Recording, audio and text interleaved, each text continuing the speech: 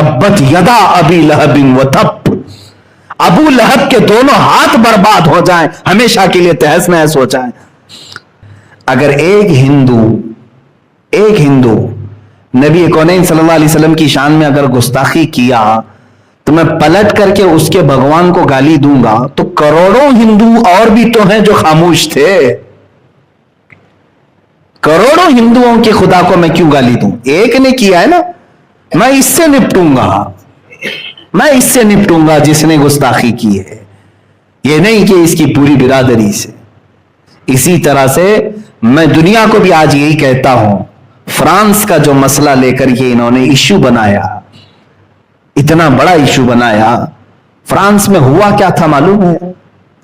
France का एक teacher, school का टीचर, अपने स्टूडेंट्स के सामने मेरे नबी के खाके बना बना करके दिखा रहा था, हुजूर सल्लल्लाहु अलैहि वसल्लम। इसकी शिकायत भी हुई ऑलरेडी, ये अचानक नहीं हुआ ये सब कुछ, इसकी शिकायत हुई इंतजामिया से, एक्शन नहीं लिया गया। तो एक नौजवान चेचन का, जिसका नाम अब्दुल्लाह बताया गया, वो अपनी भावनाओं पर काबू नहीं पाया, उठा, उसने कत्ल कर दिया, मार डाला। जो टीचर खाके बना रहा था उसको उसने कत्ल कर दिया। यह मामला उसका पर्सनल है, ठीक है? यानी उसने जो स्टैंड लिया वो वक्त का उसका तकाजा था, उसने स्टैंड लिया और मार दिया। लेकिन मुझे यह बताओ, क्या उस अब्दुल्ला चेचनिया को, शीशानी को छोड़ दिया गवर्नमेंट ने? उसी वक्त पुलिस ने गोलियों से भून दिया, उस अब्दुल्ला को भी खत्म कर दिया। अब मैं ये जो हमारे यहां भौंकती है मीडिया, उन तक ये बात पहुंचाऊंगा। ये पूरे के पूरे मसले को डाइवर्ट करके यहां डिबेट कर रहे थे, 8-10 दिन तक इसी पर बकवास करते रहे। मैं आपको बताता हूं, बात एक टीचर की स्टूडेंट की थी, खत्म हो गई। इसने उसको मारा, उसको तुमने मारा, खत्म कर देना चाहिए ना, बात तो खत्म कर देना चाहिए।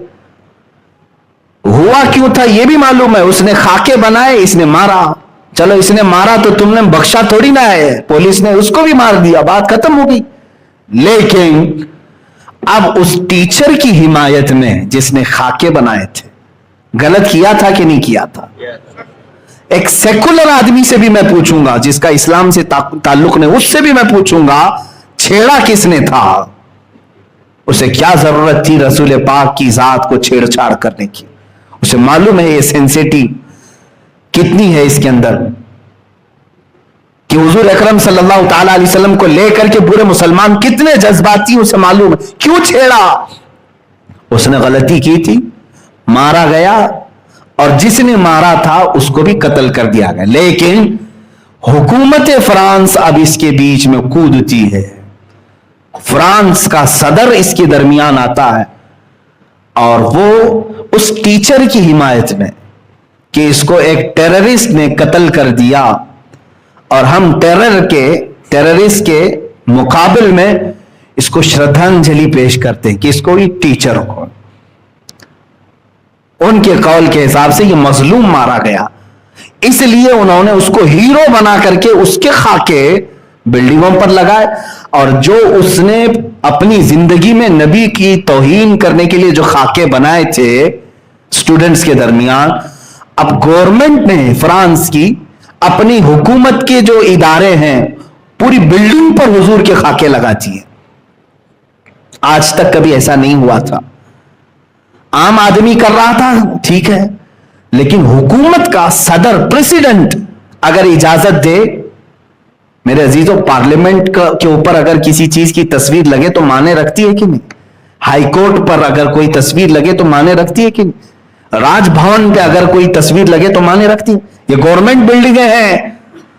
फ्रांस की गवर्नमेंट बिल्डिंग के ऊपर मेरे नबी की शान में पूरी तौहीन आमेज खाका बना करके उन्होंने लगा दिया, कहा जिसको जो करना है कर लो, हम भी खाके बनाते हैं। अब यहां पर मैं फलसफा समझाता हूं, जो बात मैंने पहले कही। ये अपने आप को बहुत सेकुलर कहते हैं, जालिमो तुम सेकुलर नहीं हो, शिद्दत पसंद हो, तुम शिद्दत पसंद हो, कट्टरवाद हो तुम लोग। अगर एक अब्दुल्ला शीशानी ने तुम्हारे टीचर को मारा था تو تم اسی کو پکڑتے, اس کو ہی سزا دیتے, اور آلریڈی تم نے دے دیا, لیکن اس کے ایک قتل کی بنیاد پر تم 180 کروڑ مسلمانوں کے نبی کی توہین کرو گے, پوری دنیا کے نبی کی توہین کرو گے. یہ کہاں کا انصاف ہے؟ یہ سیکولرزم ہے. جس نے کیا اسی کے ساتھ تم کو سزا کا معاملہ کرنا چاہیے تھا. میرے عزیزو, ایسا تو نہیں ہوگا کہ ایک کوا تمہارے گھر سے بوٹی اٹھا کر کے لے گیا تو تم سارے کووں کو ختم کرنے کا اعلان کرو گے. ایک بلی تمہارے گھر میں آ کر دودھ پی گئی تو کیا پوری دنیا بھر کی بلیوں کو زہر دے دو گے؟ کیسا انصاف ہے؟ یہ تو میں تمہارے ذہن کو قریب کرنے کے لیے کہہ رہا ہوں. اگر عبداللہ شیشانی نے تمہارے ٹیچر کا قتل کیا تھا تو اسی کو سزا دو, تمہارے حساب سے اسی کو سزا دیتے, اور دے بھی دیا, تم نے گولیوں سے بھون دیا. لیکن یہ کیا کہ پوری دنیا میں جو آباد مسلمان ہیں 180 کروڑ کے قریب مسلمان ہیں, 180 کروڑ مسلمان, 1.25 ارب مسلمانوں کے جذبات سے تم نے کھیلا, ان کے نبی کی توہین کی. اس لیے آج ہم نے فرانس کے خلاف سخت ایکشن لیا, اس کی مصنوعات کا بائیکاٹ کرنے کا اعلان کیا. لیکن حیرت کی بات ہے, جب یہاں ہندوستان میں پروٹیسٹ ہونے لگے اس کے خلاف, اس کی مصنوعات کے بائیکاٹ, ان کے پروڈکٹس کے بائیکاٹ کرنے لگے, تو اس میں بیچ میں ہماری میڈیا کود گئی. اور پھر حیرت کی بات یہ ہے کہ ہمارے پرائم منسٹر کی طرف سے ٹویٹ ہوا کہ ہم فرانس کے ساتھ کھڑے ہیں.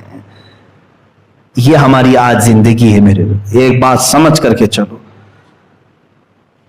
تمہیں کیا ضرورت تھی اس میں کودنے کی؟ اگر انڈیا کا کوئی پرائم منسٹر ہو, کچھ بھی ہو, یہ جب ایشو پوری دنیا کے مسلمانوں کا آ گیا, اور ہندوستان میں خود 25 کروڑ مسلمان ہیں, تمہیں ان کی بھی بھاوناؤں کا خیال کرنا چاہیے تھا. تم اگرچہ ہمارا ساتھ نہ دیتے, کم از کم اس میں خاموشی تو اختیار کر لیتے. نہیں, لیکن حکومت وقت پر بیٹھا ہوا درندہ یہ بتانے کی کوشش کر رہا ہے کہ میں اپنے دیش میں رہنے والے مسلمانوں کا حامی نہیں ہوں, ان کا دشمن. یہ بتانے کی کوشش کیا انہوں نے. اب ایسے حالات میں مجھے بتاؤ, میں جب باتیں کرتا ہوں تو لوگوں کو ایسا لگتا ہے کہ یہ بہت سخت باتیں ہیں, تم ابھی بھی اس کو سخت کہو گے؟ چند دنوں کے بعد یہ بولنے والے بھی تمہارے مجمع میں نہیں رہیں گے, اس لیے کہ حکومت نے آج اتنا دبا دیا ہے, اتنا سخت کر دیا ہے. خود میرے اوپر جگہ جگہ سے انہوں نے کیس ڈالے ہیں, الگ الگ طریقے سے گھیرنے کی کوششیں کی ہیں. یہ مت سمجھنا میں جب تک آپ کے سامنے ہوں, آزاد ہوں, میں اپنے نبی کی عظمت پر پہرا دیتا رہوں گا. جو کچھ بھی مجھ سے بن سکے میں کرنے کی کوشش کرتا رہوں گا. عزیزان گرامی وقار, مجھے میرا انجام معلوم ہے. ظاہر سی بات ہے میں آگ سے کھیل رہا ہوں. 8 دن پہلے ایک مولانا صاحب نے مجھ سے کہا, آپ کی تقریریں ہم سن رہے ہیں لیکن آپ آگ سے کھیل رہے ہیں, اپنی زندگی کی فکر کرو. تمہیں ایسے کیس میں اندر ڈال دیا جائے گا کہ تمہاری ضمانت بھی نہیں ہوگی. مجھے ایک مولانا صاحب نے کہا, میں نے جواباً یہی کہا, اس طرح بھیڑیے اور کتے کی طرح آزاد جینے سے بہتر ہے کہ میں جیل کے اندر بیٹھ جاؤں تاکہ میں کل قیامت کے دن نبی کو منہ تو دکھا سکوں. اگر رسول کریم صلی اللہ تعالی علیہ وسلم نے سوال کر لیا, جب تیرے ملک میں اور جہاں تو رہ رہا تھا مجھے گالیاں دی جا رہی تھی اور تو اپنے ٹھاٹ باٹ اور شان کے ساتھ گھوم رہا تھا, ہم میں سے کسی کے پاس جواب نہیں ہوگا, بلکہ میں تو اس فکر میں رہتا ہوں کہ پتہ نہیں قبر میں رکھنے کے بعد اگر حضور تشریف لائیں تو ہم چہرہ ملا پائیں گے کہ نہیں ملا پائیں گے. کہیں میرے آقا یہ سوال نہ کر لیں, تو اسی ملک سے آ رہا ہے جہاں میرے اوپر فلم بنائی جا رہی تھی. اسی ملک میں ہم, جس ہندوستان میں ہم ہیں, اسی ملک میں میرے نبی کی شان میں توہین آمیز فلم بنانے کا اعلان ہوا. اس کا ٹریلر یوٹیوب پہ ڈال بھی دیا گیا, رنگیلا رسول. کیا یہ ہم سب کو نہیں معلوم؟ میرے نبی کو رنگیلا کہہ کر کے فلم بنانے کا اعلان تک کر دیا گیا. 25 کروڑ مسلمان, ان میں بہتوں کے لیڈر بھی ہیں, بہت سارے سیاست میں بھی ہیں, لیکن ان کو کفار و مشرکین کی گود میں بیٹھنے کے علاوہ کوئی کام نہیں ہے. ان کی ہاں میں ہاں ملاتے ہوئے رہ گئے مگر میری نبی کی عظمت پر کوئی بات کرنے والا نہیں آیا.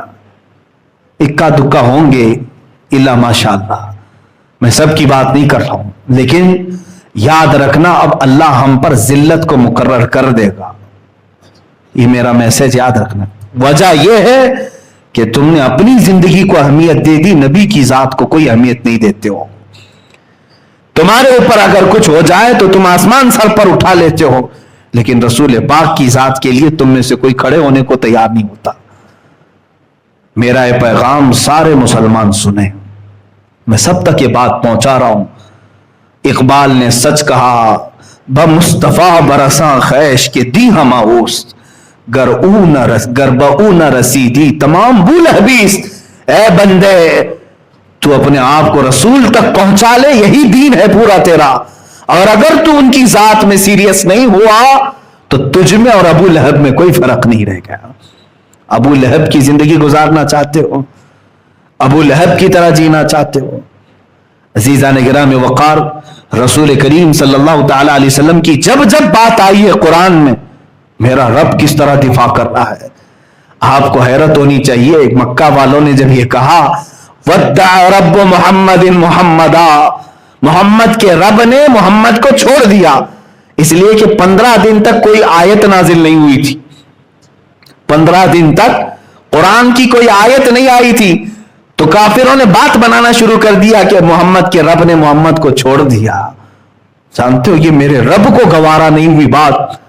جواب میں پوری سورہ نازل فرما دی، وَالضُّحَىٰ وَاللَّيْلِ اِذَا سَجَىٰ مَا وَدَّعَكَ رَبُّكَ وَمَا قَلَىٰ. میرے نبی کے چہرے کی قسم، چہرے وَالضُّحَىٰ کی قسم جو صبح کے سورج کی طرح چمکتا ہے، ان کی زلفوں کی قسم، ما ودعک ربک وما قلا. اے نبی، نہ آپ کے رب نے آپ کو چھوڑا ہے اور نہ کچھ کم کیا ہے. وللآخرۃ خیر لک من الاولی، بلکہ اے رسول آپ کی ہر آنے والی گھڑی اللہ نے پہلے سے بہتر بنائی ہے.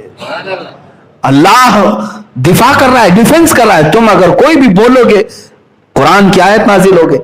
لوگوں نے کہا نبی کے بیٹے کے انتقال کے بعد ان کی اب نسل کٹ گئی، ابتر ہیں اب یہ، ابتر کہتے جس کی نسل کٹ گئی. حضور کو جب کسی نے تانا مارا تو اللہ نے آیت نازل کی، بلکہ پوری سورہ انا اعطیناک الکوثر فصل لربک وانحر ان شانئک هو الابتر. اے نبی ہم نے تو آپ کو کوثر عطا کیا ہے، خیر کثیر عطا کیا ہے، آپ اٹھیں اپنے رب کی عبادت کریں، قربانیاں کریں. اور آپ کو جس نے دشمن نے کہا کٹی ہوئی نسل، اللہ فرماتا ہے ان شانئک هو الابتر، اے محبوب آپ کا دشمن کٹی ہوئی نسل کا ہے، آپ نہیں. اور میرے مولا نے سچ فرمایا، پوری دنیا کے خطے میں گھوم کر کے دیکھ لو، ہر علاقے میں سادات کہیں نہ کہیں نظر آئی جائیں گے. میرے نبی کی آل ہر جگہ ہے، لیکن بتاؤ ابو لہب کا بیٹا کہاں ہے آج؟ اس کی اولاد کہاں ہے جس نے کہا تھا حضور کو کہ ان کی نسل کٹ گئی؟ جب جب میرے نبی کونین صلی اللہ علیہ وسلم پر کسی نے انگلی اٹھائی، اللہ تعالیٰ نے فوراً آیت نازل کر دی. ابو لہب نے کہا تھا حضور نے جب سب کو جمع کیا، کہا میں اللہ کا آخری رسول ہوں، اللہ ایک ہے، تم سب یہ بتوں کو چھوڑ دو. اس نے کھڑے ہو کر کے کہا تھا تبن لک یا محمد، اے محمد تمہارے ہاتھ برباد ہو جائیں، معاذ اللہ، کیا تم نے اس لیے ہم کو جمع کیا؟ یہ کہہ کر کے نکلا، پہلی گالی دیا تھا اس نے. حضور کو اس وقت تک کسی نے بھی برے جملے نہیں کہے تھے، کیونکہ 40 سال تک حضور کے اخلاق پر کوئی بات کرنے والا نہیں تھا. پہلی مرتبہ ابو لہب نے جب یہ کہا تبن لک یا محمد، معاذ اللہ رب العالمین، اے محمد تمہارے ہاتھ خراب ہو جائیں، فلاں ہو جائیں، معاذ اللہ. جانتے ہو رب تعالیٰ خاموش نہیں، اللہ نے پوری سورہ نازل کر دی، تبت یدا ابی لہب وتب، ابو لہب کے دونوں ہاتھ برباد ہو جائیں، ہمیشہ کے لیے تہس نہس ہو جائیں. اور پوری سورہ اس کی مذمت میں نازل کر دی. ایک بار ابو لہب نے میرے نبی سے کہا ہوگا، لیکن رب نے قرآن میں اتار کر کے کروڑوں مسلمانوں کی زبان سے اس کی مذمت کرائی، اور قیامت تک کرتے رہیں گے. جب جب تبت یدا پڑھتے رہیں گے ابو لہب پر لعنت ہوتی رہے گی.